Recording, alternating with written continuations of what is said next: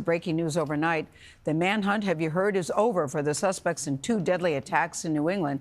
Investigators say the same man is responsible for that mass shooting at Brown University and the murder of an MIT professor. They say that the suspect died by suicide.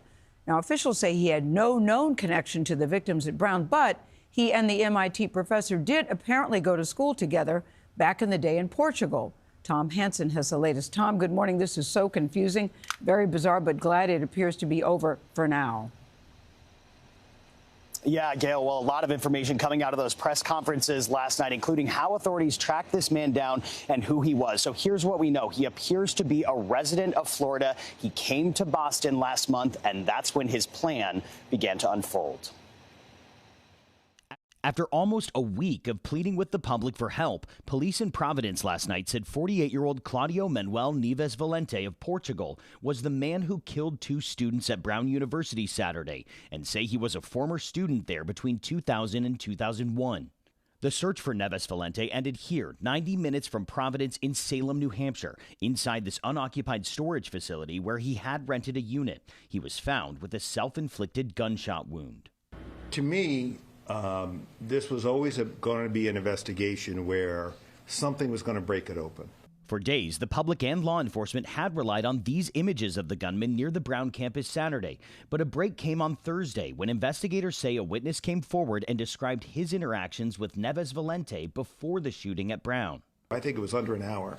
That person came forward, and that person led us to the car, which led us to the name, which led us to the photographs of that individual renting the car, which matched the clothing of our shooter here in Providence. Then, using a network of security footage, authorities were able to retrace the gunman's trail across New England, leading them to the home of MIT professor Nuno Loriero.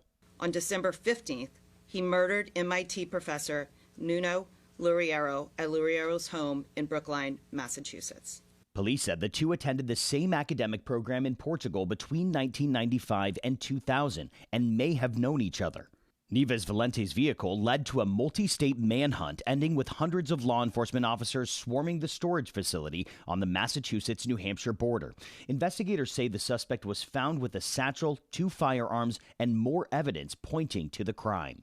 Now, students from both Brown University and MIT are grieving the loss of lives they say were taken too soon. I think it's just really tragic and sudden, and especially this week too. It's just like a lot of really senseless violence. That bubble of safeness was completely popped when we were violated by a shooter entering our campus, and I think it will take time and effort to be able to rebuild any sense of normalcy among students. And following those revelations, Secretary Kristi Noem said the U.S. will put a pause on the diversity visa lottery program. Valente appears to have entered the country in 2017 through that program. He got a green card. Now, as for investigators, they will continue to dig deeper on a motive. Nate. Tom, thank you.